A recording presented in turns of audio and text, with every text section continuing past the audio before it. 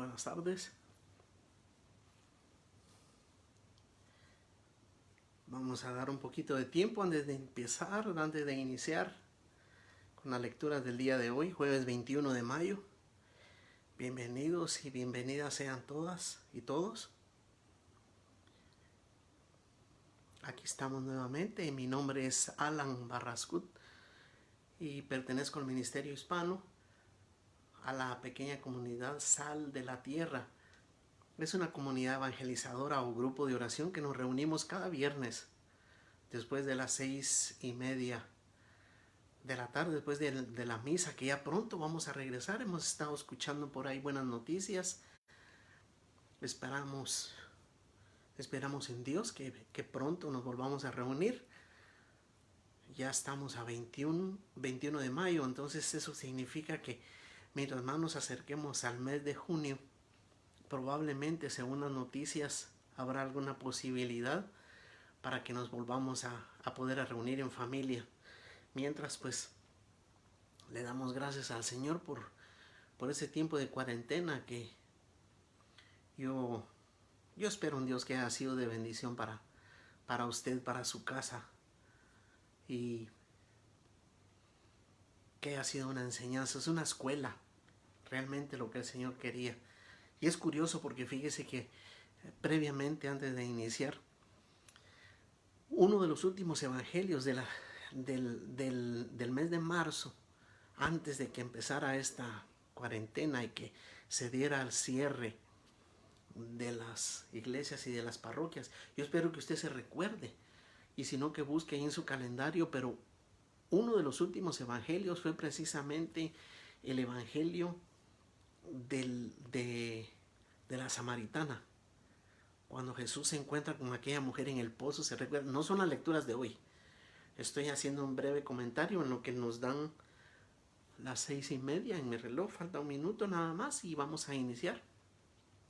Pero en esa última lectura, precisamente, que la iglesia nos propuso, el Señor Jesús decía, hablándole a la samaritana: llegará un día en que te aseguro, mujer, le decía, porque los samaritanos no iban a Jerusalén a adorar a Dios.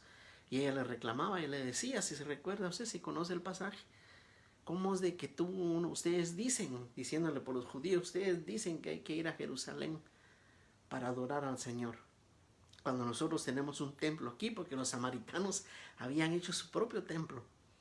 Y le dice el Señor Jesús: te aseguro que llegará el día en que se adorará de verdad en espíritu y corazón. En verdad y en espíritu se adorará al Señor.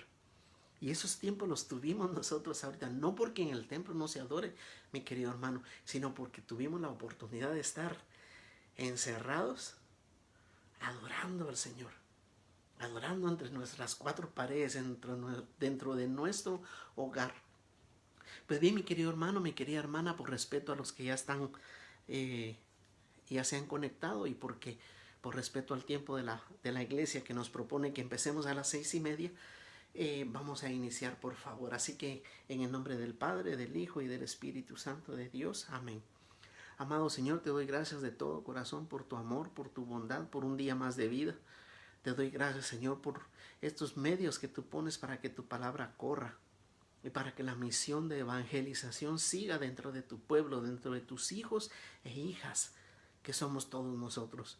Yo te suplico, Dios bendito, que esta noche inclines tu oído, Señor, a cualquier necesidad, angustia, problema, circunstancia difícil, problema económico, social o legal o familiar o de salud, que alguno de mis hermanos y hermanas esté pasando, Señor. Yo te suplico, en el precioso y dulce nombre de Jesús, que con el poder y la autoridad y la luz y la gracia de tu Espíritu Santo, pase, Señor, recogiendo toda necesidad que mis hermanos y hermanas te presenten. Yo te lo pido, Padre bendito, que le des pronta y visible respuesta a sus necesidades.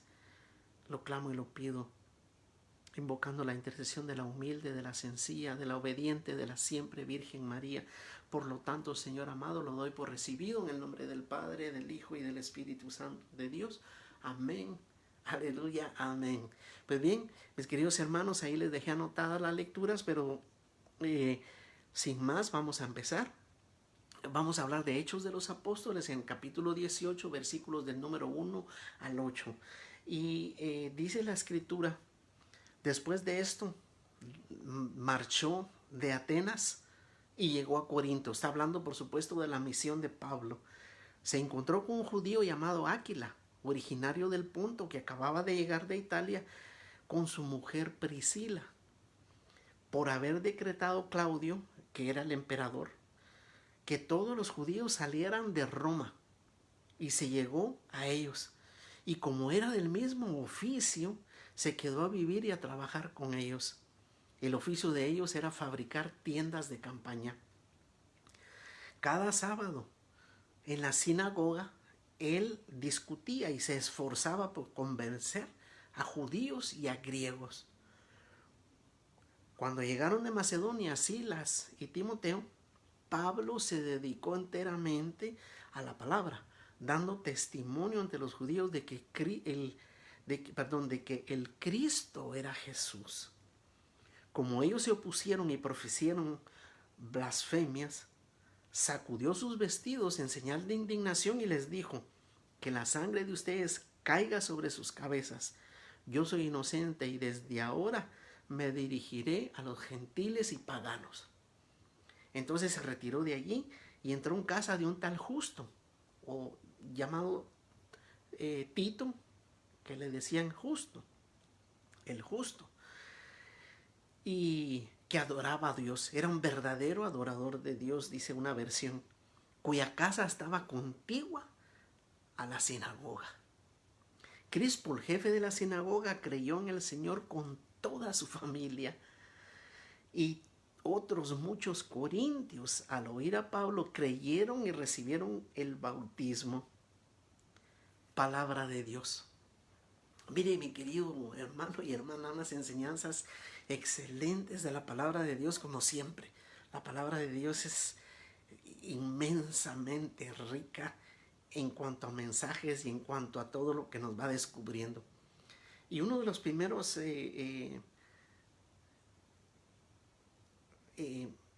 que podemos ver, es descubrir aquí, es, por ejemplo, dice que el emperador ordenó la expulsión de todos los judíos de Roma.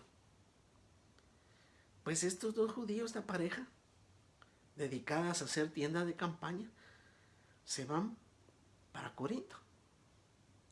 Y de casualidad, fíjense que no es casualidad, porque el Espíritu Santo guió a San Pablo, va y se encuentra con ellos. Judíos, eran judíos, pero sin duda recibieron el mensaje de San Pablo. Es más, hasta se quedó a vivir con ellos y a trabajar con ellos. Una característica bien excelente de San Pablo, porque mire, San Pablo es un gigante de la evangelización, un poder de evangelización que tenía, pero más que es una entrega de vida totalmente al Señor. Pero trabajaba para ganar su sustento, trabajaba para poder vestir, me imagino yo, para poder comer. Increíble, increíble. San Pablo. Y fíjese que hasta que llegó de Macedonia, que lo venían siguiendo, podemos decir, o venían detrás de él, pues, hasta que llegó Silas y Timoteo, dice que entonces se dedicó enteramente a predicar la palabra. Qué interesantísimo. Esa es una figura de comunidad. Es una figura, porque ellos sin duda dijeron: tú dedícate a predicar, tú dedícate a enseñar, a exhortar, a corregir. A lo mejor ellos dijeron: nosotros vamos a trabajar. Pero lo importantísimo aquí también es esto. Pablo, un hombre trabajador, no un vividor, es lo que quiero decir. Un hombre trabajador. tenía un oficio. Él ve la mano de Dios en todo. No es casualidad que la otra pareja estuviera allí. No es casualidad que él exhortara en la sinagoga con los judíos. Dice, él seguía exhortando y se esforzaba por convencer a judíos y griegos cada sábado. No sé cuántos sábados pasaron hasta que ya ellos se opusieron tanto y lo insultaron y esto, que lo sacaron, que entonces él dice, yo cumplí con lo que yo les tenía que decir. Y esa señal de que la sangre caiga sobre sus cabezas no quiere decir que los van a ir a matar, sino les está diciendo que se van a condenar. Es una forma de decir en aquel tiempo, se van a condenar. Cuando fue la crucifixión del Señor Jesús, si usted se recuerda, y estaba el griterío del pueblo ahí, y Poncio Pilato sacó a Barrabás y al Señor Jesús. El pueblo dice que el griterío decía, crucifícalo, crucifícalo. Y dijo él, yo soy inocente de este hombre, yo no encuentro culpa a él, que la sangre de él caiga sobre nuestras cabezas, decía. O sea, tomamos responsabilidad de eso. Y en este caso Pablo está diciendo, yo no me responsabilizo de la condenación de ustedes. Aquellos sí. Y se va entonces, se retiró de allí, entró en casa de un tal Justo o Tito, llamado Tito, o Tito el Justo, pero que tenía una característica. Y la característica, dice la palabra de Dios, era un verdadero adorador de Dios. Un verdadero adorador de Dios, le voy a decir quién es. Un verdadero adorador de Dios es alguien que tiene una relación con Dios, que conoce la Escritura y que está entregado al tener una relación con nosotros, con Dios. Una verdadera relación significa que hablamos con Él, que le conocemos a Él, pero que oímos su voz también. Si no, no puede haber relación. Usted tiene una relación de amistad con una amiga, con un amigo, porque lo conoce, porque esa persona le confía ciertas cosas y usted le confía a ella. Es decir, hay una interacción. Yo te hablo y tú me hablas. Yo te entiendo, tú me entiendes. Yo te conozco, tú me conoces. Esa es una verdadera relación y nosotros la tenemos como católicos. No nos confundamos cuando nos vienen a decir por allá aquellas sectas y aquellas gentes que lo más importante es tener una relación con Dios. La tenemos nosotros, no se preocupen. Nosotros la tenemos, pero hay que llegar a esto, hay que llegar a ser un verdadero adorador de Dios. Y ese adorador de Dios es esa relación más íntima, más unida. Y esa se va ganando, si ahorita usted se siente que le falta, a todos nos falta. Esa es una relación del día a día, de leer la palabra, de doblar rodillas, de adorar, de agradecer, de pedir, de compartir y de dar a conocer también. Pues este adorador de Dios le abrió la casa a San Pablo, entró allí. Y la casa, otra casualidad de Dios, ¿verdad?, estaba junto a la sinagoga, a la par, a la vecindad. Y allí se fue San Pablo a predicar. Y mire lo que dice. Crispo, el jefe de la sinagoga, creyó en el Señor con toda su casa. Y otros muchos corintios, al oír a Pablo, creyeron y recibieron el bautismo. Palabra de Dios. Imagínense el poder de la palabra de Dios, pero el poder del nombre de Jesús, de predicarlo y de conocerlo. Este tal Crispo, le quiero comentar, este tal Crispo mínimo, para que fuera jefe de la sinagoga, tenía que ser rabino, un rabí, un maestro de la ley, porque era el jefe, no el encargado, no era el conserje, pues, el que abría y cerraba, no, era el jefe de la sinagoga. Vamos a decir como en tiempos de ahorita, como el párroco. El jefe de la sinagoga judía. Y el detalle importantísimo aquí es este. O por lo menos, a lo mejor, y era sacerdote.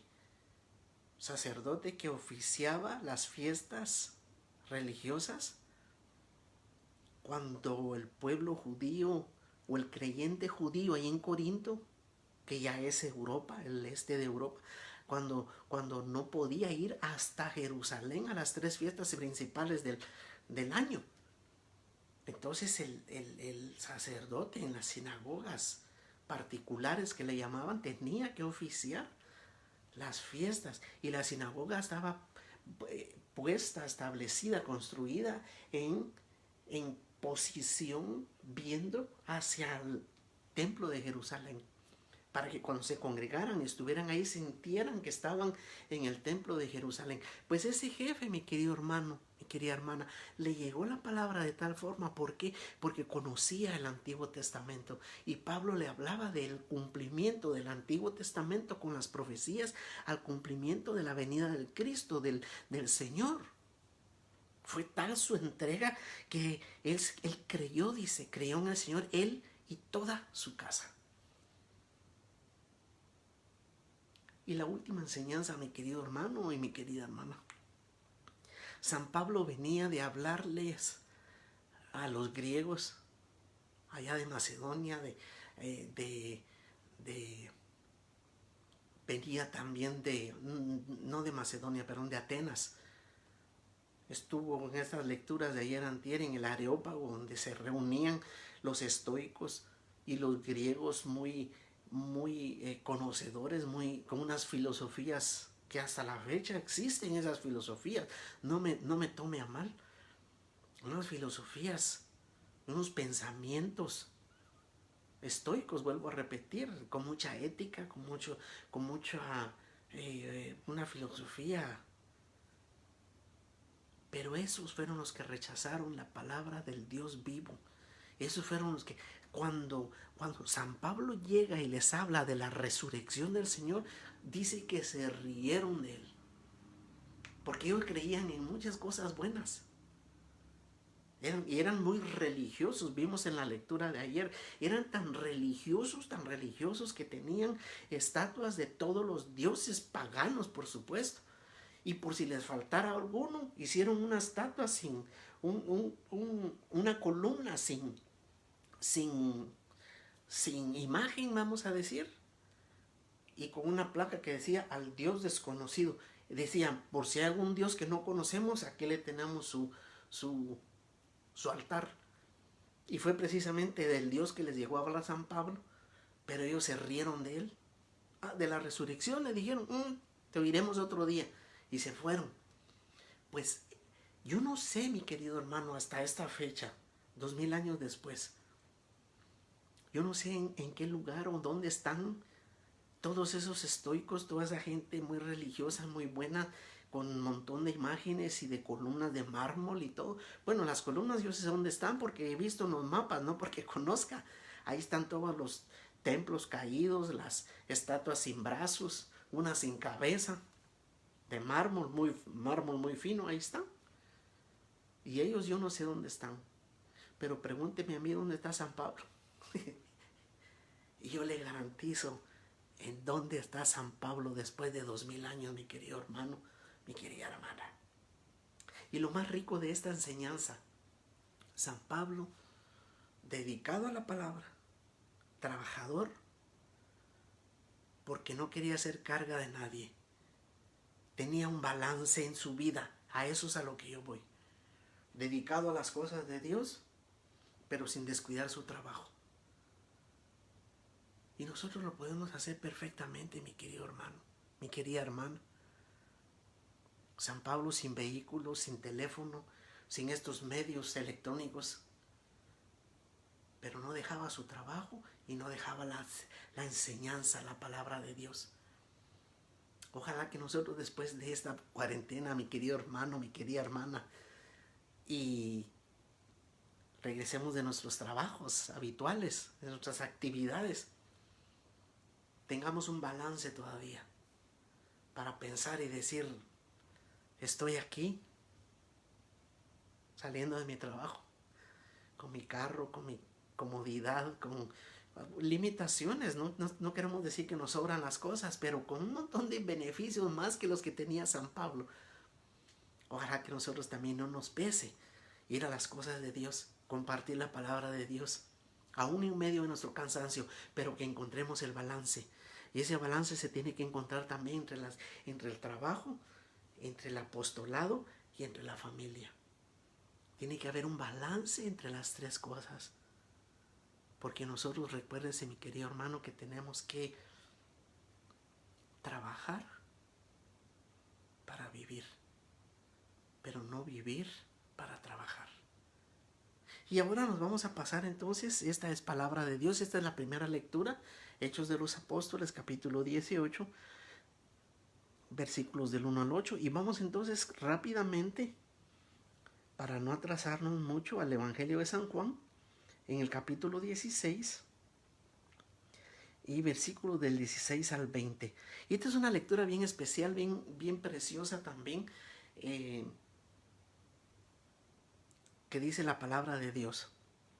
Evangelio de San Juan, capítulo 16, versículo 16 al 20. Es fácil, se les va a quedar.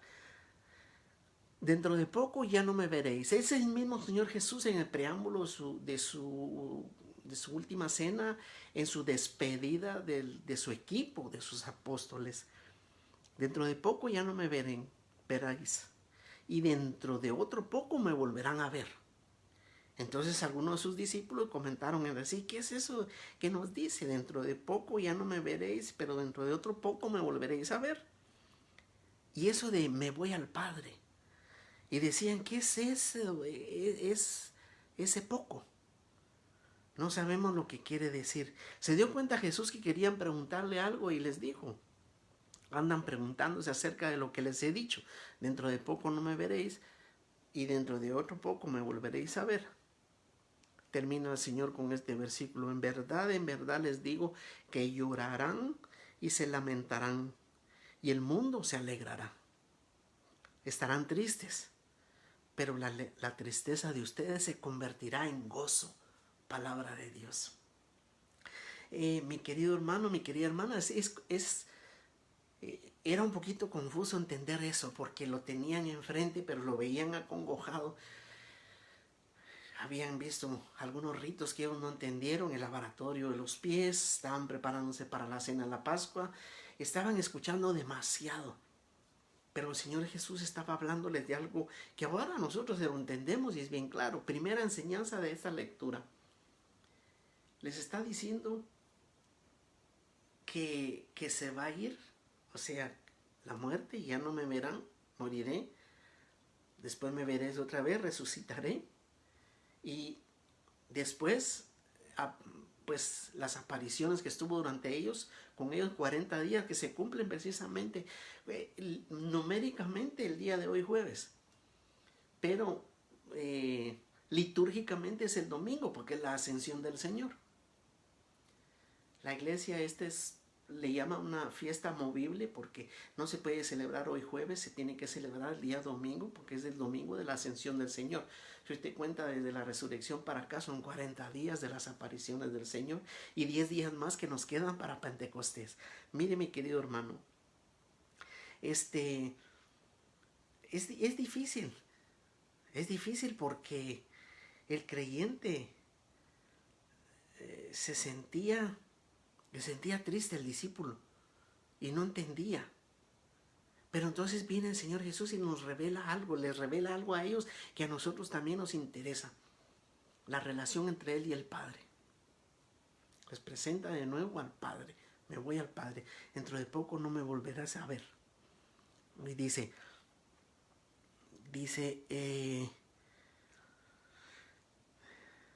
¿Y qué es eso que nos dice?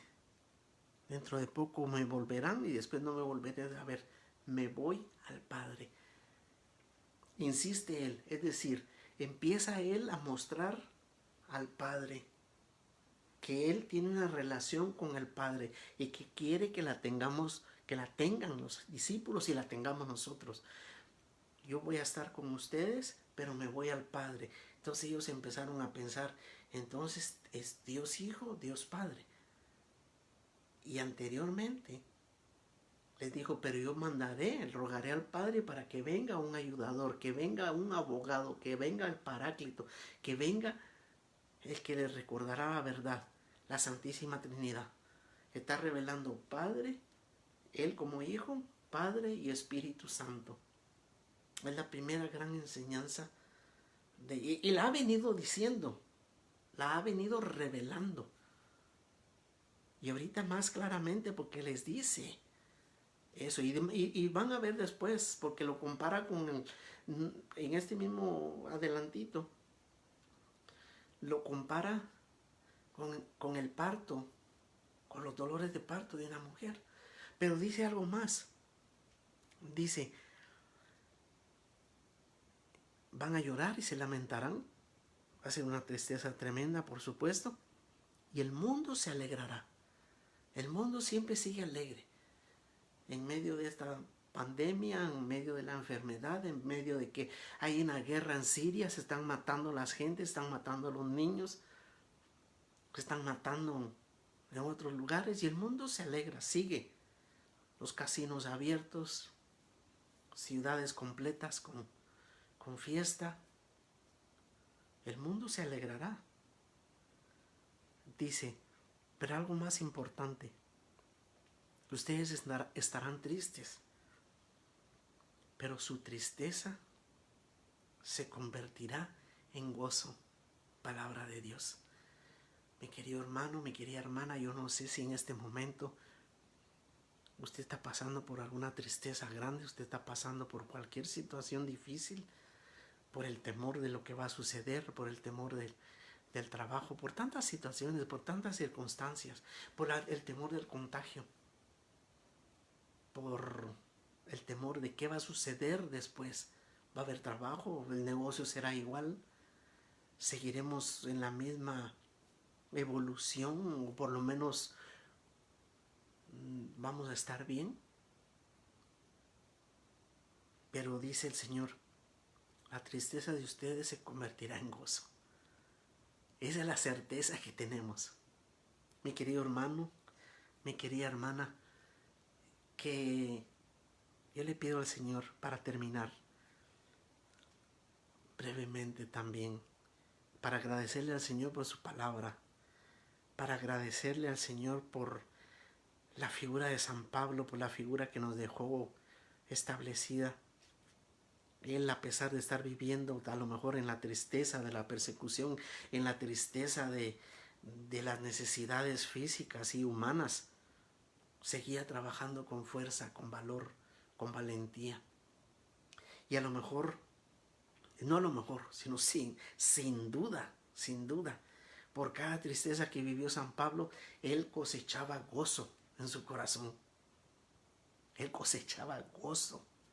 Él cosechaba bendición tras bendición. Y eso debe de ser nuestro caminar. No vivir en la tristeza, no vivir creyéndonos huérfanos, no dar cabida en el corazón a ningún temor, a ninguna angustia, a ninguna desesperación, a ninguna tristeza, dice aquí la palabra. Estarán tristes, dice, pero la tristeza de ustedes no tiene que durar, se tiene que convertir en gozo. Y pienso también en ese grupo de discípulos tristes, acongojados por lo que estaban escuchando. Y me pongo a pensar en la congoja y en la tristeza con la que María Santísima se mantuvo durante todo ese tiempo desde el Jueves Santo, cuando se enteró que habían agarrado preso al Señor Jesús. todo ese Viernes Santo, día de juicio, hasta su muerte y su entierro, su funeral. Qué Pascua de haber vivido María Santísima, llena de tristeza, pero con la confianza de que el Señor no la iba a abandonar. Yo estoy seguro que ella durante esa noche y durante el tiempo de tristeza se aferró a cuánta promesa y cuánta palabra de Dios. A cuánta palabra de Dios. Ha de haber venido a su mente y a su pensamiento las palabras del ángel, el Emmanuel, el Dios con nosotros. Ha de haber venido hacia ella las promesas de Dios hechas a la casa de David. Y ella en su corazón reclamando esas promesas, diciéndose: Dios mío, Dios Padre omnipotente, somos descendientes de David. Algo va a suceder, algo tiene que suceder. Y la alegría y el gozo de la resurrección del Señor, cuando corrieron algunas mujeres y le dijeron: no está el cadáver, realmente resucitó. Yo me imagino la certeza de ella. No se los ha de haber dicho, creo yo, pero ella ha de haber dicho: lo sabía. Ella ha de haber dicho con aquella certeza en su corazón: lo sabía. Y lo mismo San Pablo, cuánta amargura pasó, cuánta apedreado, arrastrado, metido en la cárcel, lo que fuera. Pero su tristeza se convertía en gozo. Y así continuó su vida. Así continuó el balance de la predicación, la vida, el hogar, las ocupaciones. Mis queridos hermanos, mis queridas hermanas, que el Señor los bendiga. Y para terminar quiero hacer una breve oración para bendecir sus vidas, si usted me lo permite. Así que en el nombre del Padre, del Hijo y del Espíritu Santo de Dios. Amén. Amado Señor, yo te doy gracias de todo corazón por tu amor, por tu bondad, por tu misericordia, por tu palabra. Porque tu palabra tiene poder, Señor. Y tú nos vienes a mostrar esta noche, Señor, esta tarde, a la Santísima Trinidad. Nos vienes a mostrar que te vas al Padre, que te fuiste al Padre, y que tenemos que tener nosotros una relación con Padre Dios, con Dios Hijo y con Dios Espíritu Santo. Y que aunque el mundo se alegre por la maldad, aunque el mundo se alegre por lo que estés pasando, y aunque nosotros en algún momento sintamos tristeza o soledad o vacío, esa tristeza se convertirá en gozo. Y debemos de vivir en el gozo de la resurrección tuya. Y debemos de vivir en el gozo de la certeza de que en el cielo hay un cuarto, hay una habitación para mí y para cada uno de mis hermanos y hermanas, porque tú lo prometiste, Señor Jesús. Amado Señor Jesús, yo te ruego y te pido que nos des la fuerza y la certeza de seguir en este caminar y de nunca jamás abandonarte, de predicar siempre la verdad, de exhortar con gozo y con alegría, no sembrando temor ni amenazas a tu pueblo, sino sembrando bendiciones, esperanza, alegría, enseñándole que hay un camino que tú nos dejaste formado. Y te ruego también por estos padres de familia, tus hombres y mujeres también que trabajan, para que nos dé, Señor Dios bendito, poder encontrar el balance entre la predicación y exhortación de tu palabra y el vivir en familia. Que nosotros, Señor Dios bendito, trabajemos para vivir. No vivamos para trabajar.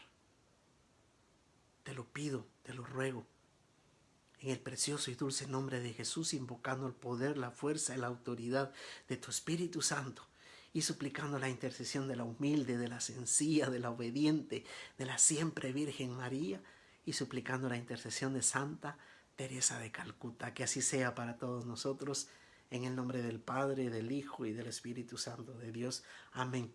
Que pasen feliz noche y que el Señor los bendiga. Y si Dios nos da vida, nos vamos a ver la otra semana o cuando la iglesia disponga. Que el Señor nos guarde y buenas noches.